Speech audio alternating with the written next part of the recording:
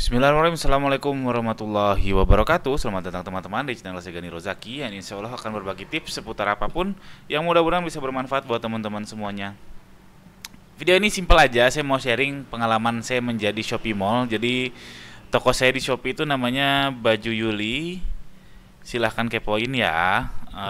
Itu udah Shopee Mall. Shopee Mall kurang lebih sekitar 3 tahun 4 tahun lah, 3 atau 4 tahun, saya nggak ingat pasti. Saya di sini nggak akan share gimana cara daftarnya, karena pasti berbeda. Tadi saya sudah baca official Shopee, dia ketentuan-ketentuan Shopee Mall. Saya sudah baca secara singkat. Oh ternyata cukup banyak perbedaannya.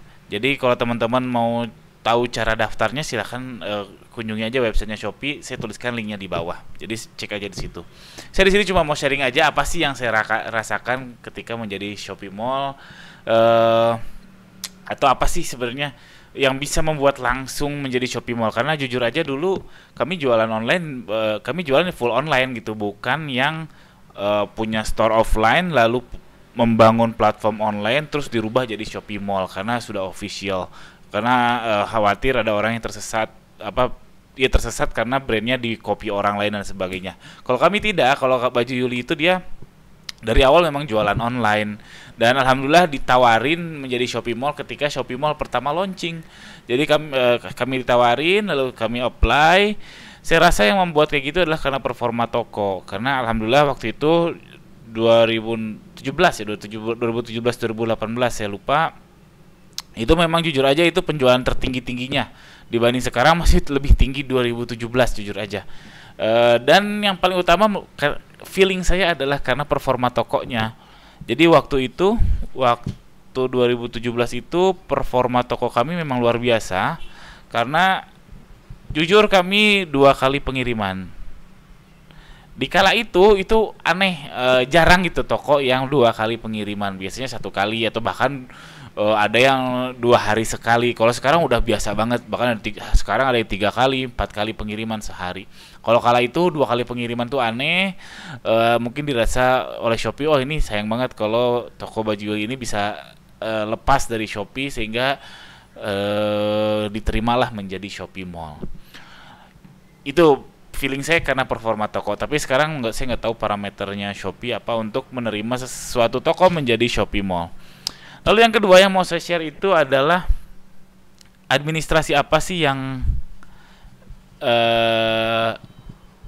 paling susah untuk daftar Shopee Mall, yaitu menurut saya HKI ya. Jadi kalau PT, CV atau perorangan itu boleh, SIUP dan sebagainya itu umum ya, itu biasa. Tapi yang paling menantang menurut saya itu adalah HKI. Kenapa HKI? Karena ini satu, saya harus bolak-balik sendiri ke Kemhumkam, lalu bayar kalau nggak salah 1 juta, ya oke lah bayar 1 juta. Lalu yang ketiga yang bagi saya menantang itu karena ternyata kalau ada kata generik, jadi baju itu kan generik dan brand saya adalah Baju Yuli, itu nggak bisa langsung daftar menjadi brand karena kata-kata generik dilarang aja untuk menjadi sebuah brand. Sekarang bayangkan kalau kata baju itu menjadi suatu brand, semua orang nggak boleh ngomong baju dan lain sebagainya, bisa kena copyright dan lain sebagainya, itu kan nggak mungkin. Makanya kalau ada kata baju atau kata-kata generik lainnya itu agak tricky, agak susah untuk daftar hakinya. Alhasil alhamdulillah dapat juga hakinya itu, jadinya didaftarinnya bukan brand tapi jadinya toko. Nah kalau toko baju ada nama bajunya ya wajar. Nah itulah. Jadi saya lupa detailnya. Yang jelas alhamdulillah sudah dapat HKI-nya, sudah dapat hak kekayaan intelektualnya. Daftarnya itu ya mungkin bolak-balik sekitar 3-4 hari dan baru jadi setahun kemudian. Nah hati-hati teman-teman, gak bisa langsung jadi. Kenapa? Karena wajar sekali kalau misalkan Kemhumkam itu dia akan menunggu dulu setahun, ada nggak yang ngeklaim lagi. Siapa tahu saya pura-pura mengklaim brand tersebut dan lain sebagainya, itu wajar banget. Jadi memang lama, itu 1 tahun, sehingga sertifikat HKI-nya, sertifikat kekayaan intelektualnya itu sudah ada. Dan untuk daftar Shopee Mall itu cukup resitnya aja, cukup bukti sudah daftarnya aja. Lalu yang saya mau share lagi adalah keuntungan jadi Shopee Mall. Nah, ini penting. Keuntungan. Satu yang paling saya terasa keuntungan jadi Shopee Mall itu kami punya RM. Itu kerasa banget. Jadi RM itu relationship manager, dia orang Shopee yang memang jadi LO-nya kita, yang jadi komunikasi langsung dengan kita. Jadi kita bisa bypass CS, kita bisa bypass sistem Shopee yang ribet ke RM. Bahkan kadang RM ini juga ngurusin kasus-kasus kayak refund dan lain sebagainya. Kalau udah ngejelimet mungkin dia langsung WhatsAppan di grup. Jadi kami buat grup, isinya saya, lalu admin saya sama si RM ini sama beberapa staff Shopee yang lain. Ini enak banget sejujurnya. Ini keuntungan yang paling saya rasakan menjadi Shopee Mall. Saya nggak tahu selain Shopee Mall dapat RM se-dedicated ini nggak. Jadi saya nanya apapun dijawab sama dia. Dan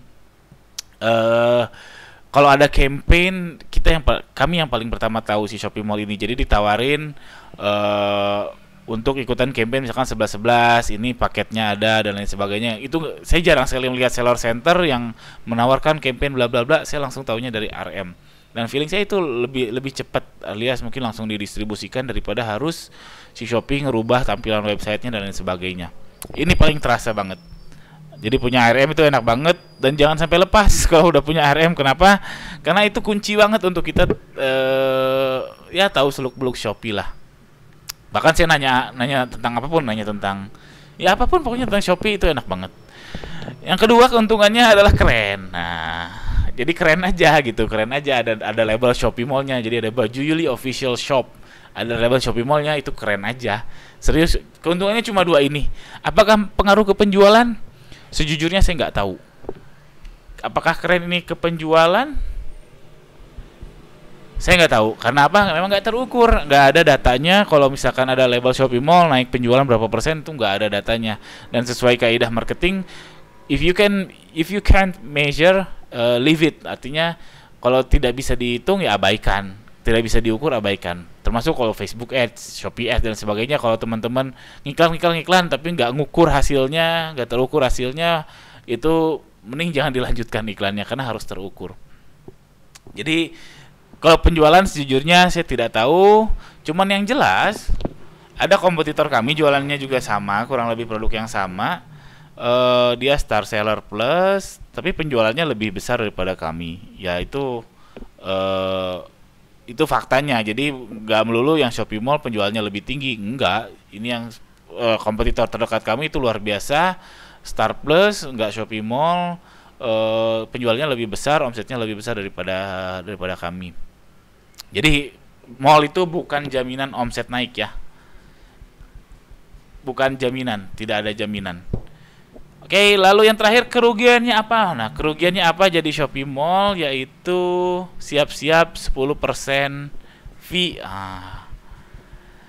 Jadi admin fee fashion itu, kalau saya kan jualan fashion ya, itu paling tinggi sekitar 30% lagi. 5% apa? Paling tinggi dibanding yang lain setahu saya. Itu fee-nya kami 10% kena Shopee. Jadi Shopee narik sebenarnya 9,9, tapi saya bulatin jadi 10%. Jadi Shopee narik 10% dari omset kami. Dan 10% itu gede atau kecil?